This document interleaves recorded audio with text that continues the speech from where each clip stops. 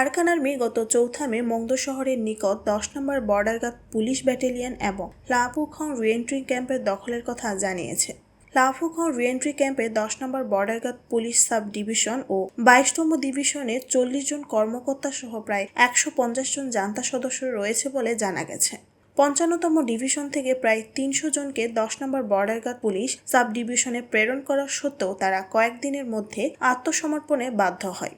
এছাড়া গত 3 মে Arakan army আক্রমণ শুরু করে জেগামরু অবশিষ্ট 1 নম্বর বর্ডার গার্ড পুলিশ সাব ডিভিশনের সদর দপ্তরের নিয়ন্ত্রণ দখল করে, যেটি লাফুখং ক্যাম্প দখলের ক্ষেত্রে গুরুত্বপূর্ণ ফ্রন্টলাইন হিসেবে বিবেচিত। এই ব্যাটালিয়নের মধ্যে থাকা মায়ানমারের জান্তা সদস্যরা হয় আরাকান আর্মির কাছে আত্মসমর্পণ করবে অথবা বাংলাদেশে পালিয়ে যাবে। 10 নম্বর border guard police sub division মূলত লাফুখং অভ্যন্তরীণ কেন্দ্র এবং কান্যাসং অর্থনৈতিক অঞ্চলে নিরাপত্তা প্রদানের পাশাপাশি রাখাইন ও বাংলাদেশের মধ্যে বাণিজ্য সহজতর করার লক্ষ্যে একটি প্রধান ঘাঁটি হিসেবে কাজ করে। মংদুর বাসিন্দাদের মতে বর্তমানে মংদুতে শুধুমাত্র 5 নম্বর special guard police sub division ও মংদু টাউনশিপ ব্যাটালিয়ন এবং এর পাশাপাশি উত্তরাঞ্চলে কিছু জান্তা ক্যাম্প অবস্থিত রয়েছে।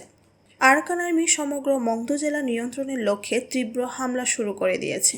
এরই ধারাবাহিকতায় মংদু ও বুতিদং শহরে মায়ানমারের জান্তা ক্যাম্প এবং ব্যাটালিয়নগুলোকে একের পর এক হামলা চালাচ্ছে। মংদুর বাসিন্দারা জানিয়েছেন 4 নম্বর border guard police sub division, মুরাওয়াদি বিউথা ও 6 নম্বর border guard police sub division এবং 9 নম্বর border guard police sub division তাদের শিবিরগুলোকে অতি দ্রুততার সাথে পরিত্যক্ত করে চলে গেছে। আরাকান আর্মির সম্ভাব্য আক্রমণের হাত থেকে রক্ষা পাওয়ার জন্য তারা অন্যত্র পালিয়ে যায়। ফলে আরাকান আর্মি মংদু টাউনশিপের আধিপত্য বিস্তারের পথ প্রশস্ত হয়েছে বলে বিশ্লেষকরা মনে করছেন।